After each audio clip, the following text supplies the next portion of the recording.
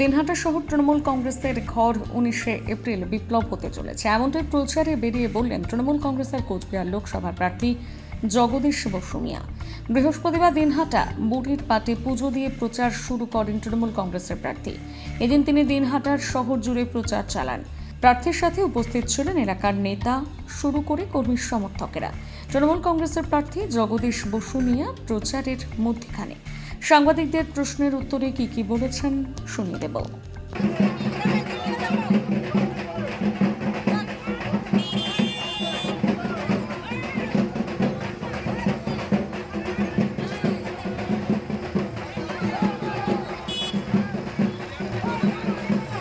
প্রার্থনা করছেন, আপনারা রাস্তার দুপাশে দাঁড়িয়ে তাকে দুহাত ধরে আশীর্বাদ করুন।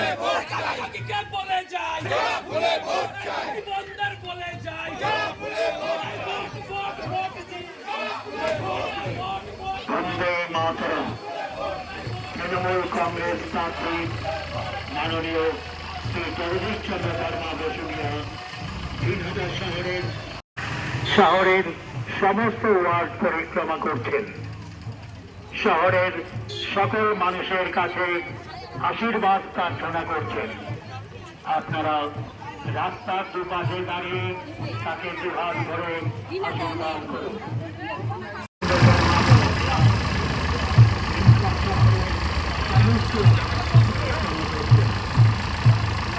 শহরের সকল মানুষের কাছে আশীর্বাদ প্রার্থনা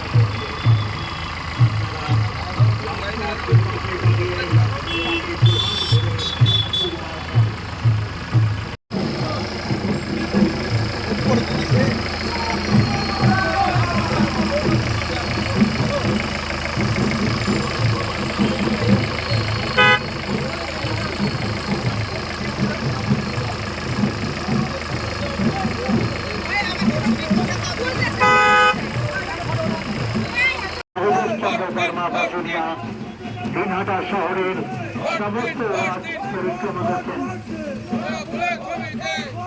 শহরের সকল মানুষের কাছে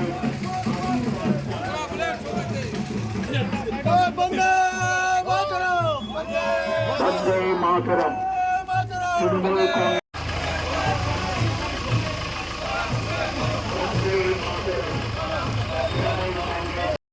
দিনহাটা শহর এবং দিনহাটা বিধানসভা এটা তৃণমূল কংগ্রেসের গড় এবং শহরের মানুষ এবার খুব উজ্জীবিত। প্রত্যেকটা ওয়ার্ডে আমরা জনসংযোগে বেরোয়েছি, মানুষ বাড়ির থেকে বের হয়ে দুহাত ধরে আমাকে আশীর্বাদ করছে। তো সেই জায়গায় দাঁড়িয়ে দিনহাটা শহরে এবার বিপ্লব হতে চলেছে আগামী 19 তারিখ। সেই জোড়া ফুলের বোতামে সবাই ভোট দিয়ে একটা বিপ্লব তৈরি করবে দিনহাটা শহরে।